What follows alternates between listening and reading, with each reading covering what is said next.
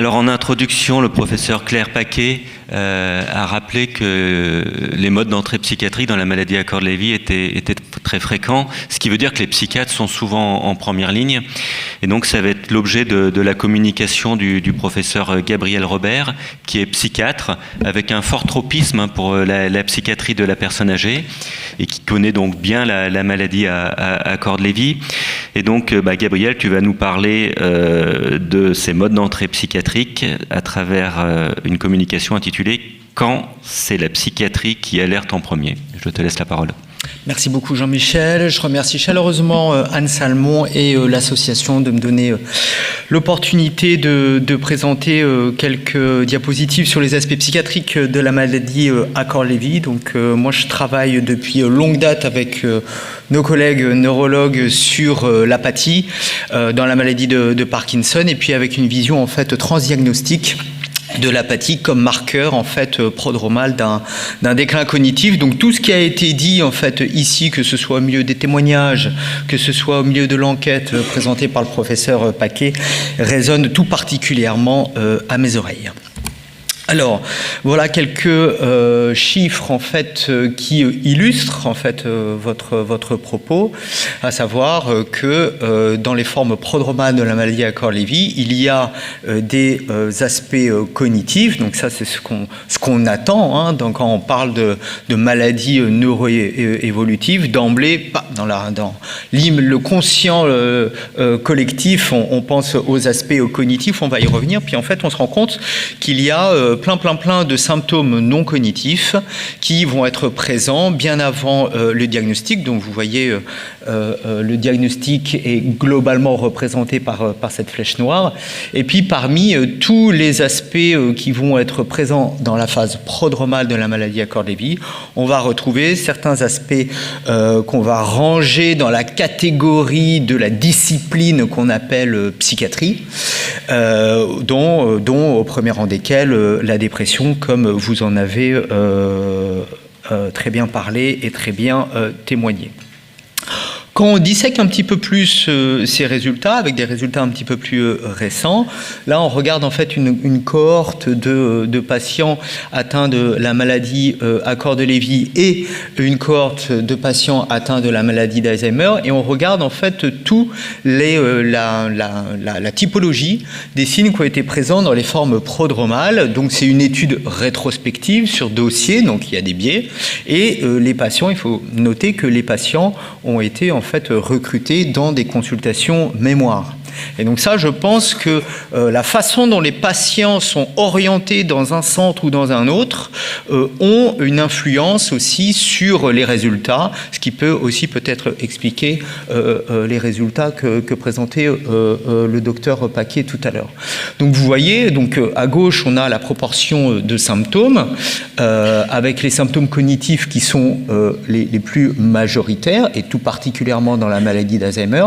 Puis après, on a tous les autres symptômes dits non cognitifs, et puis vous voyez que les symptômes psychiatriques apparaissent en deuxième rang, et notamment dans la maladie Accord-Lévy qui va être cette barre gris sombre. Okay ?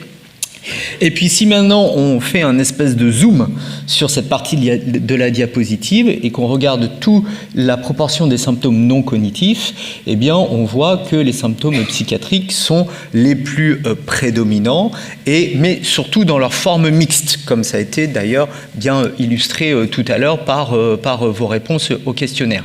Et il y a une nette différence significative, en tout cas sur le plan statistique, entre la maladie Accord-Lévy et la maladie d'Alzheimer, avec une prépondérance dans la maladie Accord-Lévy. Donc ça, ce sont des résultats d'une étude relativement récente publiée en 2003.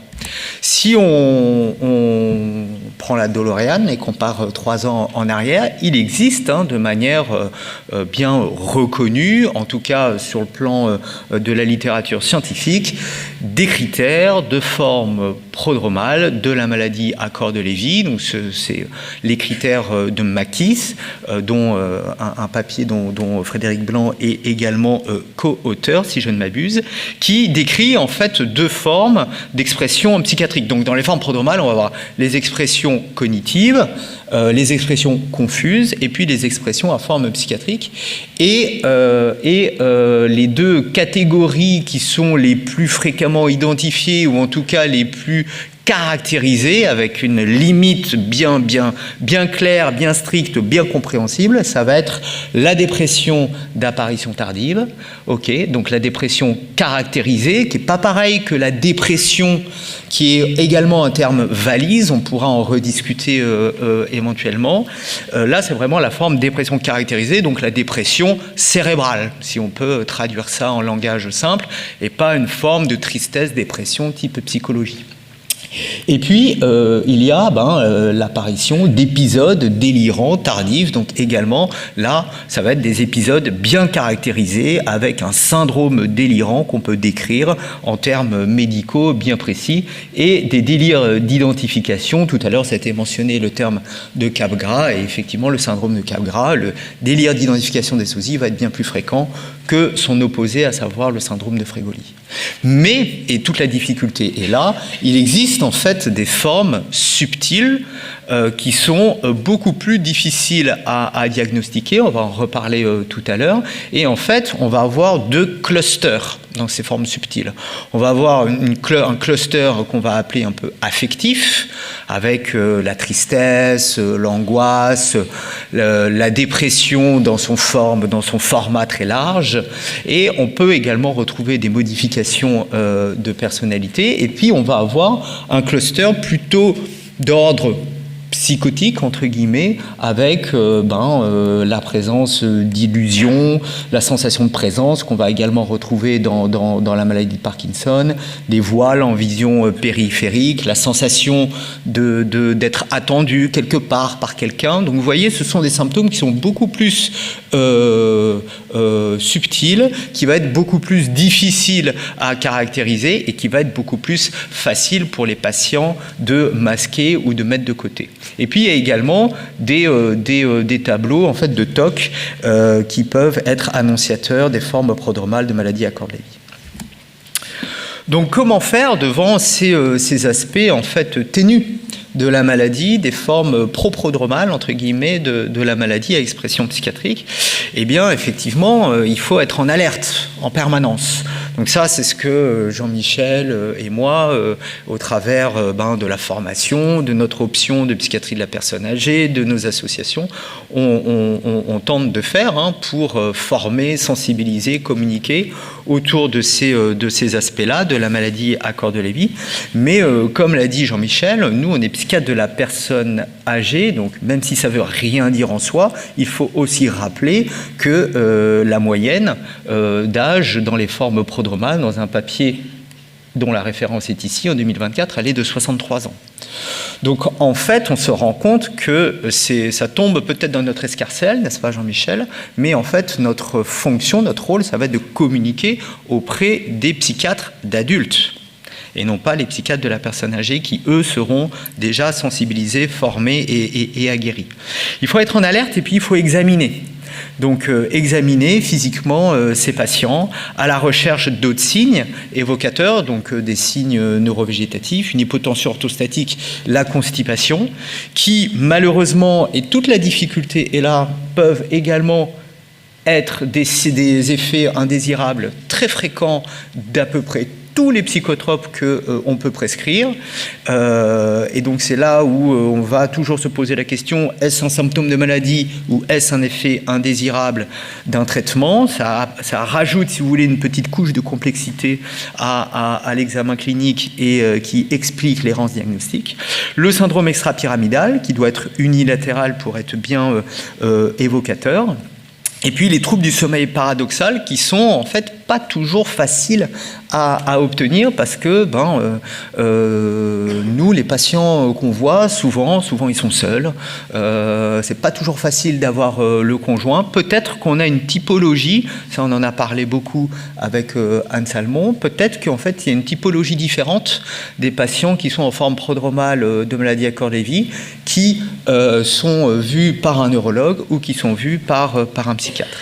Et un chiffre quand même important qui peut expliquer cette errance diagnostique qui suscite votre frustration et votre courroux, que je comprends et que je partage, c'est que dans les formes prodromales expression psychiatrique, les symptômes drapeau rouge ne sont présents que dans 3,8% des cas dans les études récemment publiées. Alors, deux points qui intéressent tout particulièrement la psychiatrie quand on parle de maladie à corps de Lévy, c'est l'intolérance aux neuroleptiques. Donc, je vous présente le papier Princeps, le papier séminal, comme on dit, de Makis en 92, qui dit, voilà, 50% plus un chiffre rond, on le retient facilement, 50% d'intolérance sévère. Donc ça veut dire que en fait c'est un signe important, mais c'est pas très spécifique, quoi. C'est pour ça qu'en fait l'intolérance aux neuroleptiques, que moi j'ai appris par cœur quand j'étais étudiant, a été déclassée comme critère secondaire, clinique, diagnostique, dans les critères de Makis en 2017. Et puis cette notion d'intolérance, en fait, elle est assez floue. Et quand on regarde ce qui est décrit, on va retrouver intolérance. Qu'est-ce que ça veut dire? Ça va être des sédations, des chutes, un syndrome extrapyramidal qui tout d'un coup va apparaître, va s'aggraver brutalement, des aspects confusionnels, voire même un syndrome malin des neuroleptiques qui peut évoluer vers une catatonie, éventuellement vers le décès. Donc c'est effectivement des symptômes très importants à connaître. Moi, ce que j'ai tendance à dire aux équipes et aux étudiants, c'est n'importe quelle modification de fonctionnement au sens large après l'instauration d'un neuroleptique doit nous alerter. Et puis, il y a la question des fluctuations. Donc ça, je trouve que c'est vraiment un clin d'œil à l'histoire, que cette notion de fluctuation soit mise en avant dans les critères diagnostiques de la maladie à corps de Lévy, parce qu'en fait, c'est un changement de paradigme. Pendant longtemps, eh bien, tout symptôme fluctuant était plutôt rattaché à ce qu'on appelle aujourd'hui des troubles neurofonctionnels ou en dehors de l'épisode confusionnel. Donc c'est un changement de paradigme et ça fait écho au témoignage de tout à l'heure. On voit que votre femme simule. C'est parce que tout ce qui a été rattaché à une fluctuation dans le temps des symptômes pendant très longtemps, historiquement et notamment en France, a été attaché à la conversion hystérique qui aujourd'hui prend une autre sémiologie. Donc ça, c'est un changement de paradigme majeur. La fluctuation des symptômes peut aujourd'hui être la signature d'une maladie caractérisable par une atteinte au microscope. Et puis, je voulais aussi souligner la question de la présence d'un tiers. Est-ce vraiment anormal qu'on se comporte différemment en présence d'un tiers ou pas? Moi, c'est quelque chose que j'aime à rappeler, c'est normal, humain, attendu. Tout le monde dans cette pièce peut le confirmer. Quand on est en présence de quelqu'un qu'on ne connaît pas bien ou qu'on connaît moins, eh bien, automatiquement, on va essayer de donner la meilleure version de soi-même. Et puis, dès qu'il est parti, on se met tranquille dans notre canapé avec ses enfants et son chat et on se détend et on est plus naturel. D'accord? Donc, il n'y a strictement aucun critère de simulation ou de psychiatrie ou de je ne sais quoi au fait que le comportement varie en fonction de l'environnement. C'est un terme qui a été utilisé tout à l'heure, le show-off, que je vais emmener avec moi. Bon, je vous montre bien entendu l'échelle de la Mayo sur la question des fluctuations qui a le bénéfice d'être extrêmement simple et extrêmement facile à faire passer en routine clinique. Donc en conclusion, eh bien, les formes prodromales à exception psychiatrique, elles sont reconnues par les experts internationaux. Mais l'enjeu, c'est d'aller attaquer les formes subtiles. Apathie isolée, anxiété modérée, tristesse de l'humeur. Elles sont extrêmement fréquentes, vous l'avez dit, et voilà, on va avoir deux clusters, un cluster affectif et puis un cluster psychotique. Mais, et ça je tiens aussi à le dire, hier soir au Pau, quelqu'un m'a dit « Vous avez beaucoup de cas de maladie à corps de Lévy ?» Moi je travaille à l'hôpital psychiatrique public, ma réponse a été « Non, par contre j'ai beaucoup de suspicions ».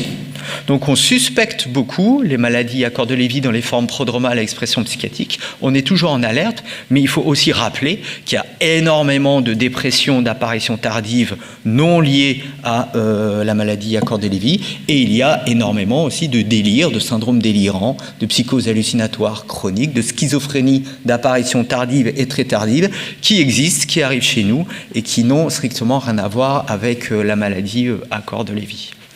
Voilà, je vous remercie.